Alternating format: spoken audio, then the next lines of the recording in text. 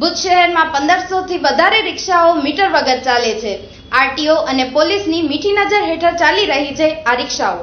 ભુજમાં આશરે 1500 થી 1600 જેટલા રિક્ષા ચાલકો છે અને મીટર લગાવ્યા વિના મન ફાવે તેટલા ભાડા વસૂલ કરે છે અને રાત્રિના સમયમાં મન ફાવે તેટલા ભાડાઓ વસૂલ કરે છે। ભુજમાં રિક્ષા ચાલકો પાસે લાયસન્સ, ગાડીના કોઈ પુરાવા હોતા નથી અને પોલીસ પણ આવા ડ્રાઈવરો પાસે કોઈ પુરાવા માંગતી નથી, જેથી રિક્ષા ચલાવનારા વિરુદ્ધ કડક કાર્યવાહી કરવી જોઈએ, જે કોઈ કરતું નથી અને આરટીઓ વિભાગ પણ તેના પર જે મીઠી નજરો રાખે છે તેનું કારણ શું છે તે જાણી શકાયું નથી।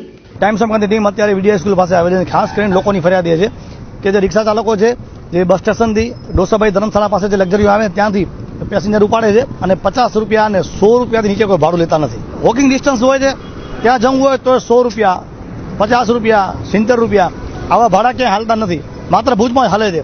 એનું કારણ છે કે આરટીઓ અધિકારી જેટલી પણ રિક્ષાઓ છે બધી મીટર વગર રિક્ષાઓ છે, તો જોવા જેવો પ્રશ્ન એ છે કે મીટર વગર રિક્ષા પાસ કઈ રીતે થઈ?